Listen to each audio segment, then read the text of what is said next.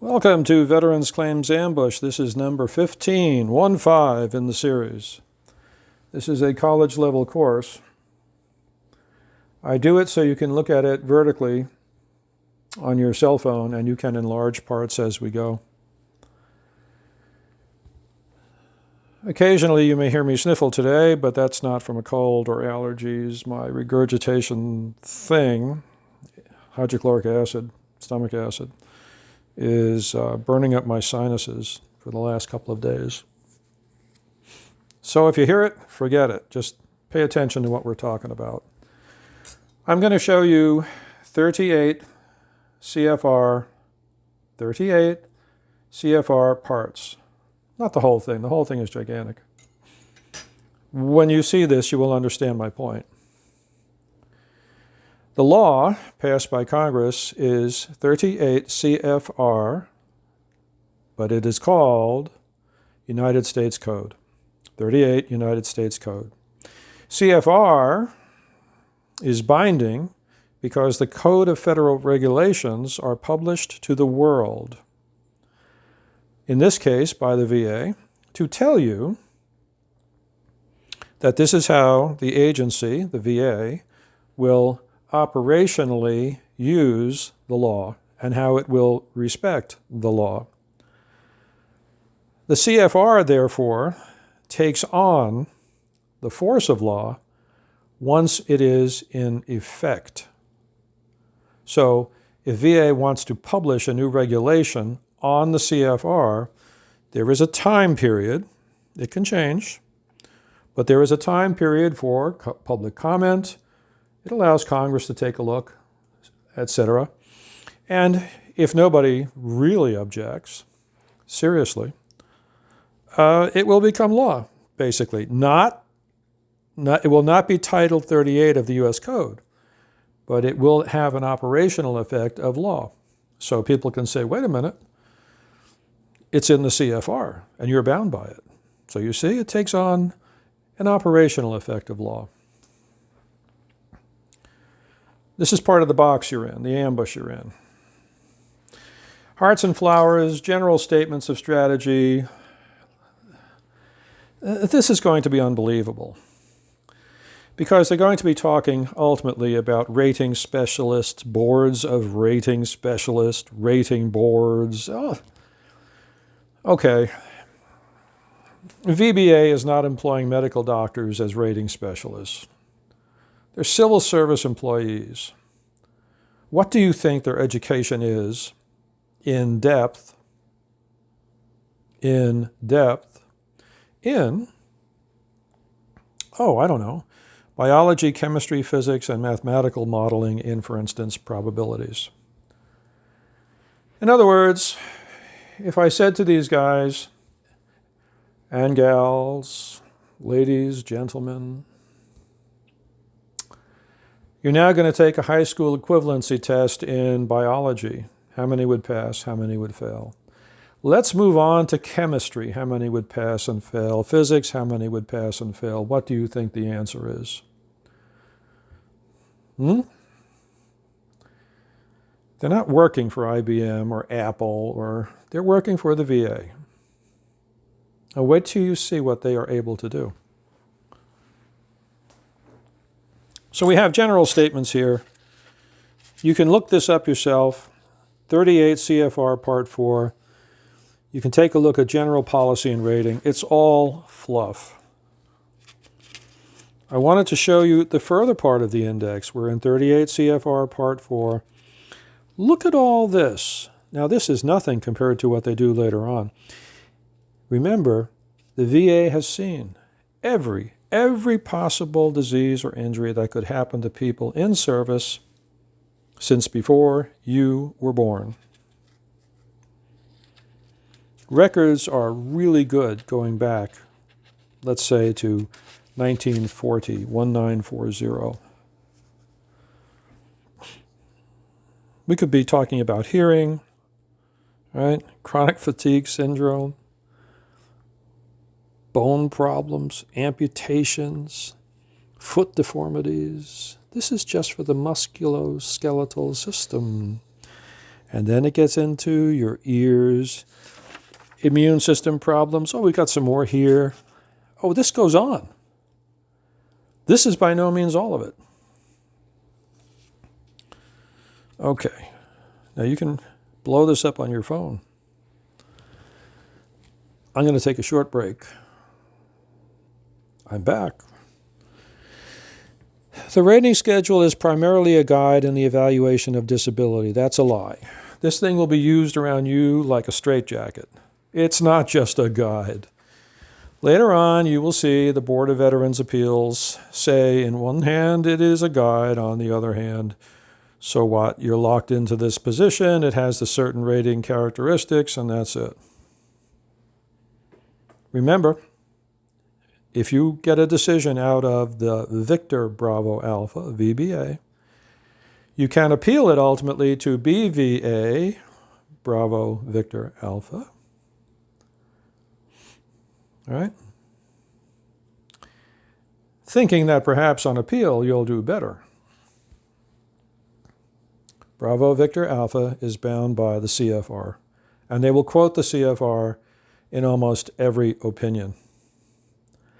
When it's egregious that Victor Bravo Alpha, VBA, has just made believe they did their work but actually sent up junk, which they're allowed to do without consequence,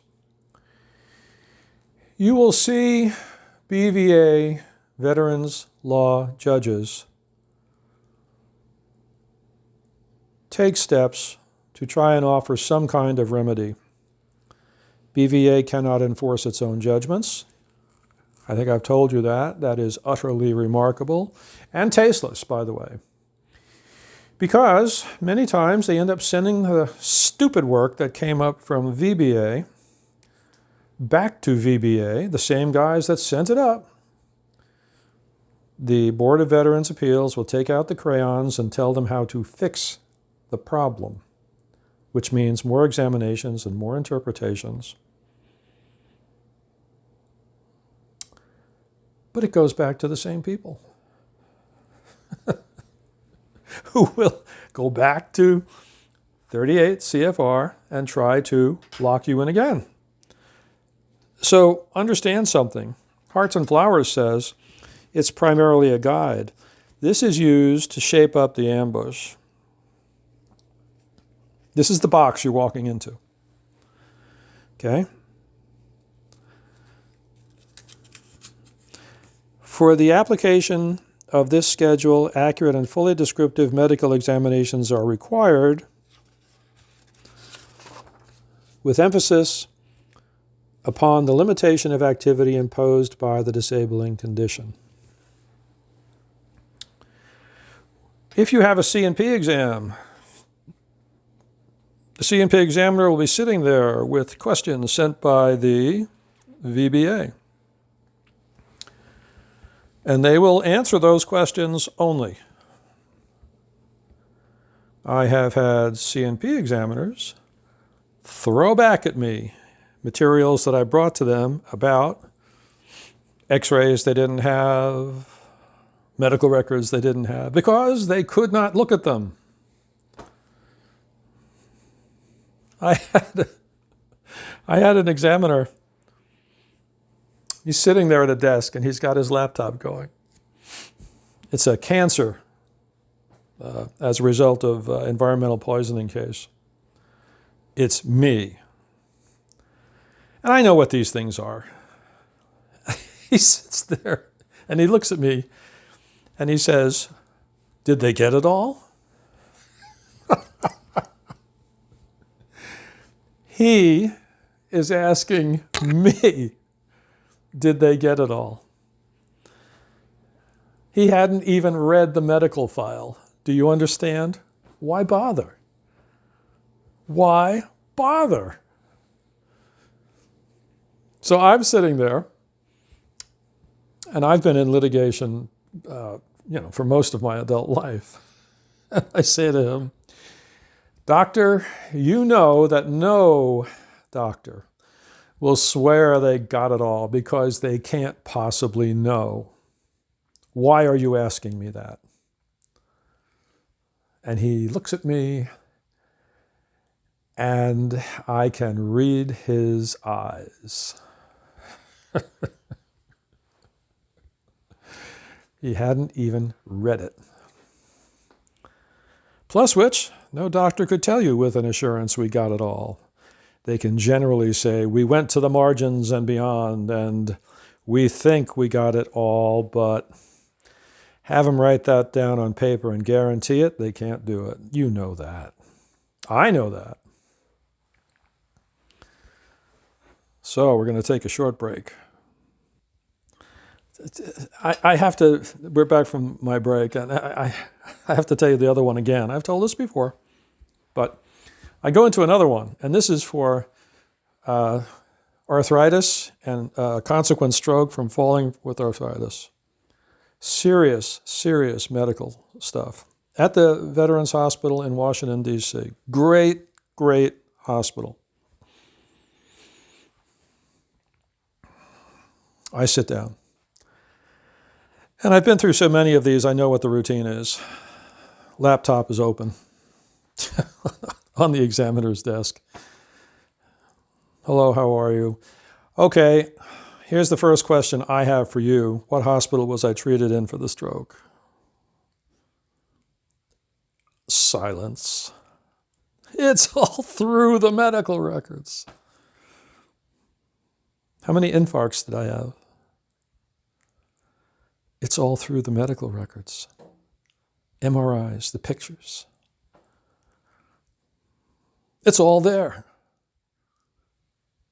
If you read the medical records.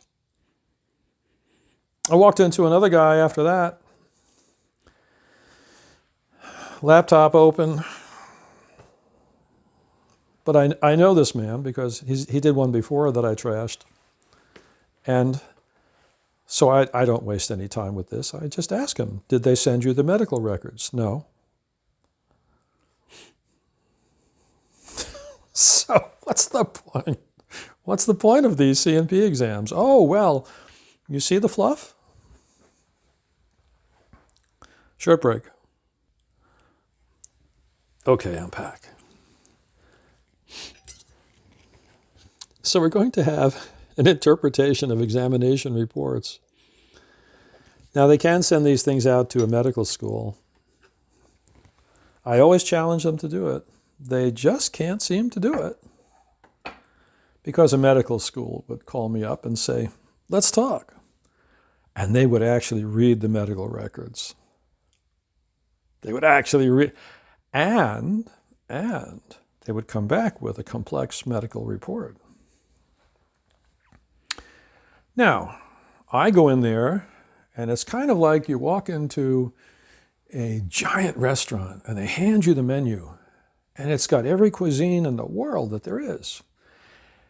And there's a chef back there who can cook in any cuisine in the entire world. Wait a minute, no such chef exists. Well, now wait a minute. And he can do it almost instantly. No. There's no such chef. Well, but I have this menu. You see the fantasy involved in this? Well, watch this. So in the morning, it's a traumatic brain injury. Before lunch, let's say it's tuberculosis. After lunch, it's going to be an ankle injury involving all the bones in the foot. And then before leaving for the day, lower back with a lot of nerves coming out that go to, gee whiz, the whole front of your body. Well, we're throwing a few cranial nerves too. They go right into the back of your head to the brain. For dessert, right? Different examiners at different times will not describe the same disability in the same language. Features of the disability which must have persisted unchanged may be overlooked, or a change for the better or worse may not be accurately appreciated or described. Oh, did they send you the medical records? No.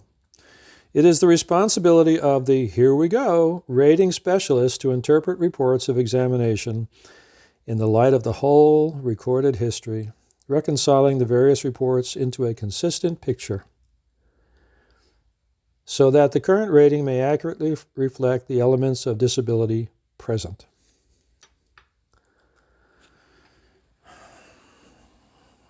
What do you think the educational background of the rating specialist is in biology, chemistry, physics, and mathematical modeling based for probability, based on probability? So I get back to the idea, could they pass a high school, right, exam, final exam on biology, on chemistry, on physics? How about an AP exam in biology, chemistry, and physics, and probability, statistics, minor bit of math? I'm not asking them to use calculus to calculate the orbit of Mercury. All I'm saying is this is a rating specialist because I read it, because that's what they printed. So what is the educational background of this rating specialist? Who are they? Where are they? What's their name? What's their pay grade? You'll never find out. You're not allowed to know. Wait a minute now. Wait a minute now. This gets a little bit bigger.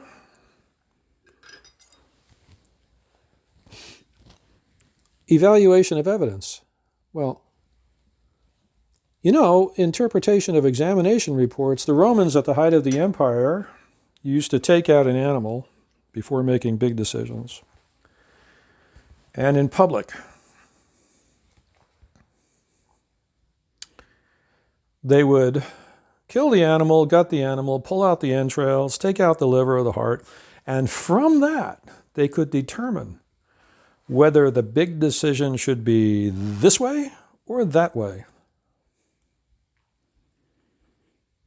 And they had people who were specially educated in this. And they even wore special outfits to do it. So we have a rating specialist, but maybe the element of the weight to be accorded the character of the veteran's service is but one factor entering into the consideration of the rating boards. What? Rating boards in arriving at determinations of the evaluation of disability. Every element in any way. So this is written by lawyers, you know that. Affecting the probative value to be assigned to the evidence in each individual claim must be thoroughly and conscientiously studied by each member of the rating board.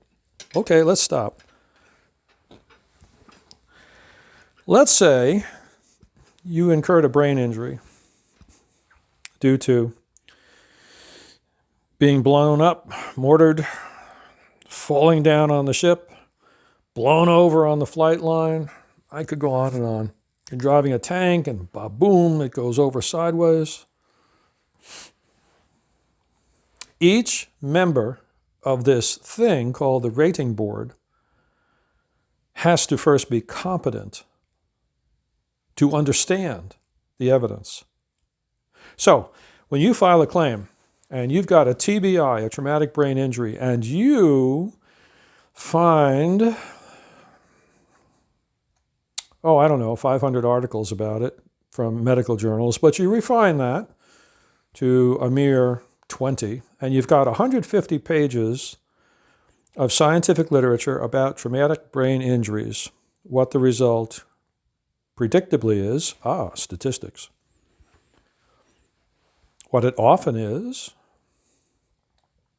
what the biology, chemistry, and physics of the injuries are. See, your brain works as an electrical kind of engine in a way, and it transmits signals at points that are called neurons.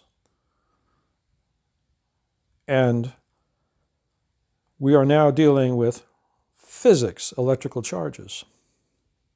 And it has blood flow that is essential to provide not only nutrients, but also oxygen. And you could be sugar burning, or you could be glucose burning. Are we talking about chemistry and biology here? You know, the plumbing of the brain? Are we talking about physics at the neurons? So we started out with the rating specialist, and now we're at boards conscientiously studied by each member of the rating board. And every one of those articles is evidence.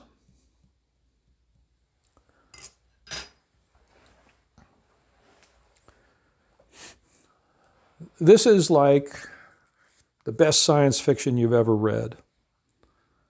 This is like watching a movie about outer space. This is about watching something about cavemen fighting each other. There is no record that any of these people are competent to do the very thing that they are charged with. You'll never know. They won't tell you. They won't tell you who they are. They won't give you their educational background.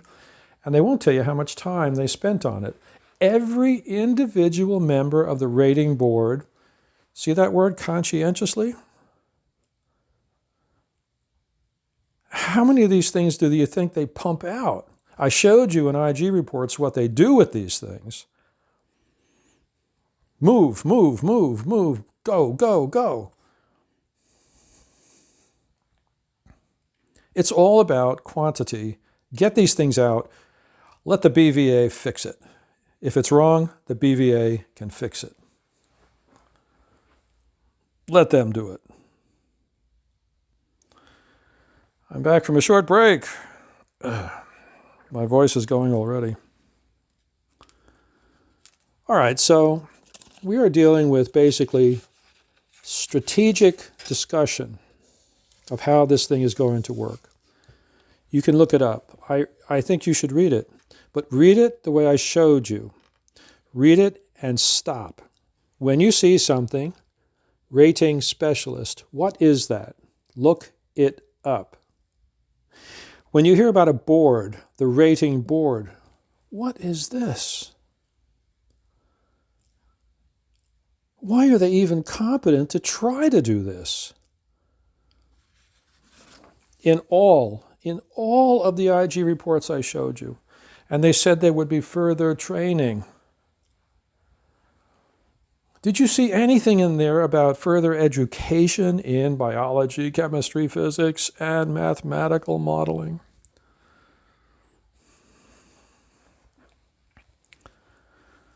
Okay, I'm just going to zip through this here. There's a whole section here. I showed you an IG report that said to the field, in my opinion, stop giving out total disability ratings. Just stop it. I showed you that in a prior video. But here it says, total disability will be considered to exist when there is present any impairment of mind or body which is sufficient to render it impossible for the average person to follow a substantially gainful occupation. Uh-oh. They give examples of what is permanent total, because they want to make it clear. You know why they do this? Because otherwise the VBA would say, no, it's not total.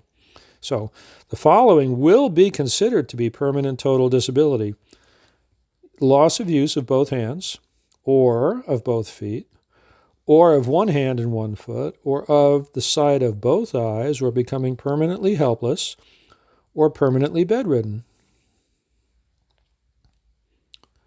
Other total disability ratings are scheduled in the various bodily systems of this schedule. In other words, there are certain things that even the VA had to say, yeah, this is permanent. and total. Okay? But they can always call you back in. Remember, you could have a total disability rating based on this, okay?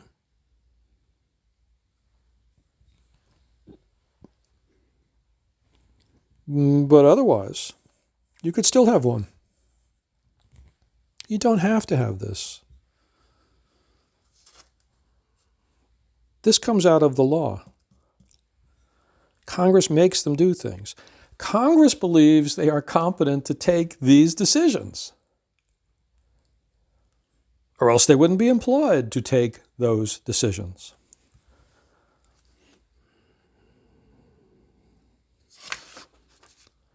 We could go on and on into detail. You didn't see this before you filed a claim. Now you're looking at it, and you know, if you go to 38 CFR Part 4, you might want to do some reading, but you might not be able to read it correctly and interpret it. What do you need to do? Get a lawyer. Short break. I'm back, and I wanted to take a look at something in special and to show you how Headquarters VA drops one on the field offices.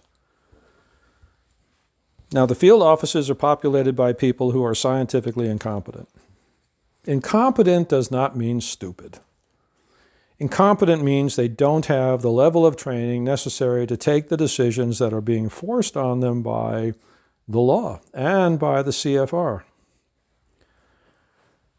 We don't know if they could pass an AP exam from high school for biology or chemistry or physics. We don't know if they even took those subjects in high school or in college. We don't know what their grades were. We don't know if they're competent to be dealing with medical issues. They won't tell you. You're not allowed to test them. All right? I want you to carefully read 4.21. You can read also 4.20, but all right, let's do 4.20. When an unlisted condition is encountered, it will be permissible to rate under a closely rated disease or injury in which not only the functions affected, but also the anatomical localization and symptomology are closely analogous. Can you read and understand that? If you can't read it, you need a lawyer. If you can read it but can't quite understand it, you need a lawyer. Conjectural analogies will be avoided. What does that mean? As will the use of analogous ratings for conditions of doubtful diagnosis. Doubtful diagnosis? Or for those not fully supported by clinical and laboratory findings. Now, this last part makes sense. In other words, if a person says, I'm having visions, and you can't, by laboratory or clinical analysis, show that those visions exist, well, how can you rate? Is there a rating for visions? No, there is one for schizophrenia, which is a mental condition where people often see visions.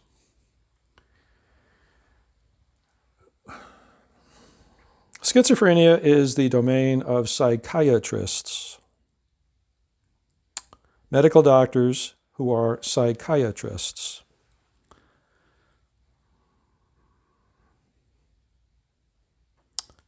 What rating specialist or rating board member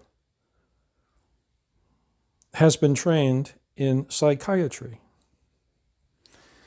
The question answers itself. But wait, 4.21, in view of the number of atypical instances, it is not expected, especially with the more fully described grades of disabilities, that all cases will show all the findings specified. Findings sufficiently characteristic to identify the disease and the disability therefrom, and above all, Coordination of rating with impairment of function will, however, be expected in all instances. You are a rating specialist, and you work in an RO, a regional office, and you have a disability claim that comes in, and the person is complaining about an injury that took place 20 years ago where they seriously fell down. And they're complaining about pain up and down their back now.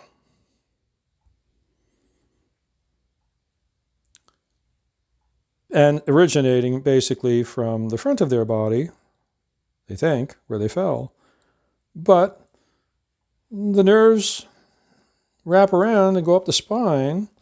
And so now they're saying, I've also got some back injury. All you are is a rating specialist. You have 2 years of community college where you majored in, I don't know, sociology, political science. Or you went to a university and you got a degree in sociology, political science, English literature, French, German, communications, business. You know how to do accounting. What do you know about nerves? The operation of the backbone? Brief stop. I am fading fast. Let's wrap this one up.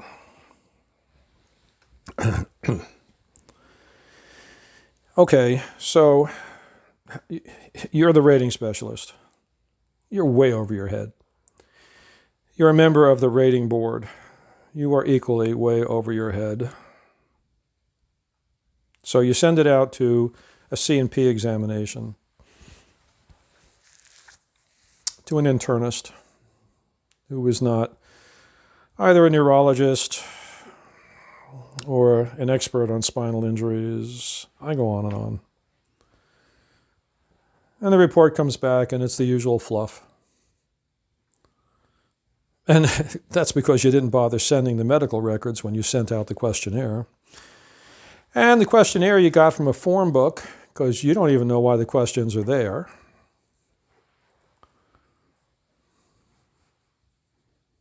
How are you supposed to take decisions on a complex medical issue with which you are incompetent? You don't have the educational background. Oh, well, now wait, we sent it out. We sent it out. I will go into my experience with C&P examinations in a different one.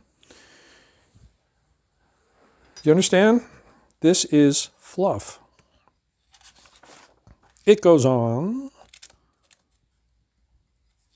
and on. I pulled one down in detail for you just to show you how absurd this is. We can read it. This is just for the musculoskeletal system. Please define that for me. You're listening to this video. Please define right now the beginning and the end of the musculoskeletal system. If you can't define it, why do you think a rating specialist or a rating board member can? I'm talking about the full scope, where it begins, where it ends. How many muscles are involved? How many connections are there among those muscles? The functional loss may be due to absence or of part or all of the necessary bones, joints, and muscles. Come on, they don't know how to do this. They don't know how to do this. They're not trained for it. What does adequate pathology mean to you? What do you think it means to them? You could have weakness in a part. Pain in movement could be enough. A little used part of the musculoskeletal system may be expected to show evidence of disuse, either through atrophy, the condition of the skin, absence of normal callousity, or the like. A callus is like your heel. it can build up a callus. A callus is like the left hand on a right-handed guitar player and the fingertips. As the infinite fretboard is addressed by the fingertips of the left hand, you actually build up callus. You may have callus on the heel of your foot. That is what callosity is. Did you know that? Why is the rating specialist qualified? The next thing they'll do is TBI. The next thing they'll do is tuberculosis. The next thing they'll do is a backbone injury. The next. What are you walking into? Now you can go through in this section more and more and more. See this up here? Schedule for rating disabilities. Subpart B, which is extensive. Disability ratings. The musculoskeletal system.